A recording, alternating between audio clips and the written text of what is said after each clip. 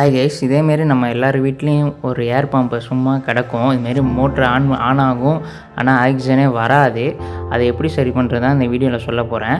இதை பார்த்தீங்கன்னா இதுமாரி கழட்டிட்டு அந்த ஃபுல் பார்ட்டை வந்து பார்த்து கழட்டிடுங்க. அந்த மேக்னெட் வந்து அந்த இதோட ஒட்டியிருக்கும்.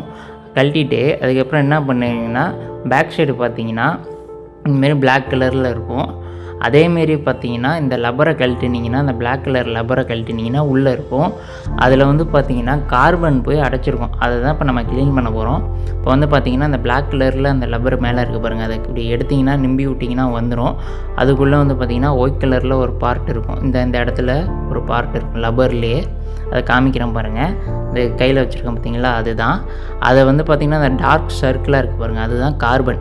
அதை வந்து நம்ம கையால் சொரனாலே போயிடும், இல்லை ஈர துணியை வச்சு நீங்கள் சொரனாலே போயிடும்.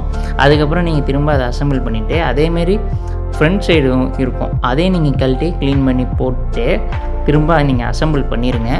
பண்ணதுக்கப்புறம் வந்து பார்த்திங்கன்னா மோட்டார் வந்து எடுக்கும். அப்படியெல்லாம் ட்ரை பண்ணி பார்த்துட்டு எனக்கு கமெண்ட் பண்ணுங்கள். ஓகே கைஸ், இந்த வீடியோ உங்களுக்கு யூஸ்ஃபுல்லாக இருக்கும்னு நினைக்கிறேன். வேஸ்ட்டாக நம்ம திரும்ப ஒரு 130 ரூபா மோட்ரு வாங்குறதுக்கு நீங்கள் இதை ட்ரை பண்ணி பாருங்கள், ஒர்க் ஆகும். ஓகே கைஸ், நெக்ஸ்ட் வீடியோ பார்ப்போம். தேங்க்ஸ் ஃபார் வாட்சிங். மறக்காமல் சப்ஸ்கிரைப் பண்ணிடுங்க.